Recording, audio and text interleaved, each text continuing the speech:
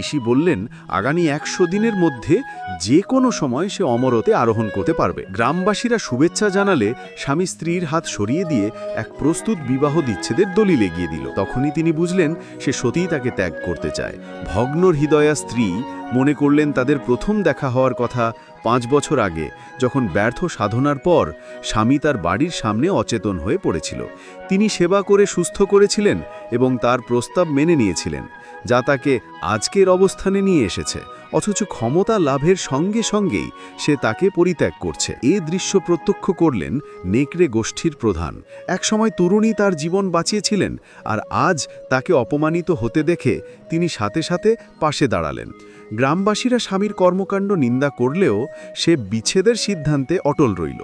স্ত্রী প্রথমে রাজি হননি, কিন্তু আরেক নারী হুমকি দিল যে যদি তিনি অস্বীকার করেন তবে গ্রামবাসীর ভুগতে হবে। নিরপরাধের রক্ষার্থে তিনি অবশেষে সম্মত হলেন। শেষমেশ স্বামী অন্য নারীকে নিয়ে চলে গেল, একবারও ফিরে তাকালো না। অথচ বুঝতেই পারল না সে তার একমাত্র অমরতের সুযোগ হারালো। স্ত্রীর কষ্ট দেখে নেকড়ে প্রধান বাধা দিতে চেষ্টা করলেন। শক্তি না থাকলেও লড়লেন। মারাত্মক আহত হয়ে অবশেষে তরুণীর আঙিনায় লুটিয়ে পড়লেন। সাহায্যের জন্য অনুরোধ করলে বিভ্রান্ত ও নিরাশ তরুণী প্রতিজ্ঞা করলেন আর কোনো পুরুষকে জীবন দিয়ে বাঁচাবেন না। প্রথমে প্রত্যাখ্যান করলেও মুহূর্তের মধ্যে তিনি অলৌকিকভাবে সেরে উঠলেন। বিস্মিত তরুণী অনুরোধ করলেন তাকে থাকতে দেওয়ার জন্য। তিনি অস্বীকার করলে প্রধান প্রতিজ্ঞা করলেন ঘরের সব কাজ করবেন। মনে পড়ল তার স্বামী কোনোদিন কোনো কাজে সাহায্য করেনি, তাই অবশেষে তিনি রাজি হলেন। এদিকে প্রাক্তন স্বামী বারবার সাধনায় ব্যর্থ হচ্ছিল। লোকজনের বিচার সমালোচনা সহ্য করেও নেকড়ে প্রধান ঘরের কাজ করলেন এবং তলোয়ার বিদ্যা অনুশীলন শুরু করলেন।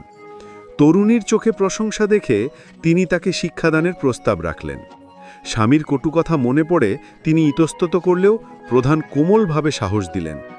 একসাথে দিনে পরিশ্রম আর রাতে সাধনা চলতে লাগল। একদিন তিনি তরুণীর হাতে বিবাহের প্রস্তাব রাখলেন এবং সে গ্রহণ করল।